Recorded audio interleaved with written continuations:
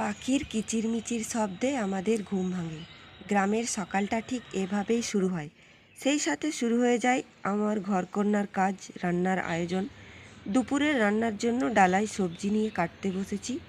এক এক করে সব কেটে নিয়ে সবজির খোসাগুলো দিয়ে দিলাম আমাদের পোষ্যটাকে। এরপরে ছাদে গিয়ে গাছে জল দেওয়ার সময় দেখলাম একটা পেঁপে ধরে আছে, সেটা পেকে গেছে।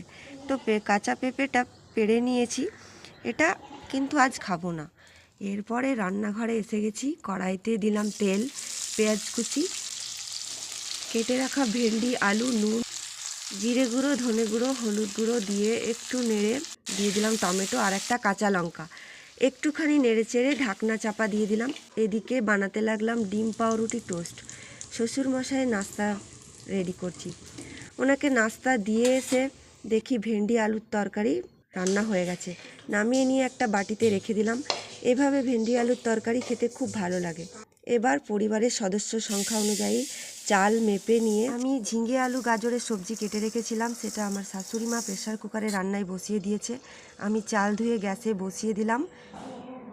বাড়ির কাজ যদি সদস্যরা সবাই মিলেমিশে ভাগ করে করে নেওয়া হয়, তাহলে কাজ যেমন খুব তাড়াতাড়ি হয়ে যায়, তেমন ক্লান্তিও খুব একটা লাগে না।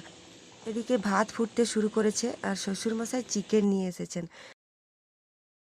কড়াইতে তেল দিয়ে পেঁয়াজ কুচি দিয়ে ভালো করে নেড়ে চেড়ে লাল লাল করে নেব। লাল লাল হয়ে গেলে এর মধ্যে দিয়ে দেবো পেঁয়াজ বাটা।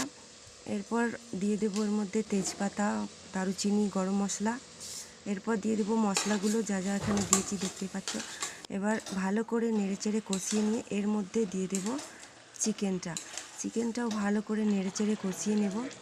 চিকেনটা হয়ে গেলে আজকে দুপুরের রান্না শেষ। দুপুরের আয়োজন আজকে বেশ এতটুকুই। ভাত বেড়েছি আমার ছোট মেয়ের জন্য। অল্প অল্প করে সবজি তরকারিগুলো দিব, কেননা ও খুব একটা বেশি খেতে চায় না। আগে ওকে দিয়ে দিচ্ছি, তারপর বাড়ির সবাই নামাজ পড়ে খাওয়া দাওয়া করবে। তো বাচ্চা ছেলে বলে ওকে আগে একটু দিয়ে দিলাম।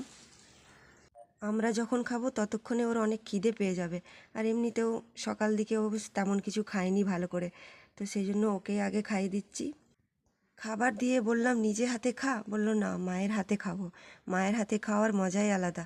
তাই নিজের হাতে যত্ন করে ভালোবেসে খাইয়ে দিচ্ছি। ওকে খাওয়াতে খাওয়াতে আমার নিজের ছোটোবেলার কথা মনে পড়ে গেল, যখন আমি আমার মায়ের হাতে খেতাম। মায়ের হাতের স্বাদ কেন যে আলাদা হয়, হয়তো সেই স্বাদের মধ্যে লুকিয়ে থাকে মায়ের ভালোবাসা আর যত্ন। মায়ের হাতের খাবারের স্বাদ যেন অমৃত সমান, তার কোনো তুলনা হয় না। বন্ধুরা, আজকে আমার ভিডিও এই পর্যন্তই রাখবো, আর বেশি বড় করব না। তোমাদেরকে কেমন লাগলো সেটা কমেন্ট করে জানাবে, আর লাইক অবশ্যই দেবে আর সাবস্ক্রাইব করবে চ্যানেলটা আমার। আল্লাহ হাফেজ।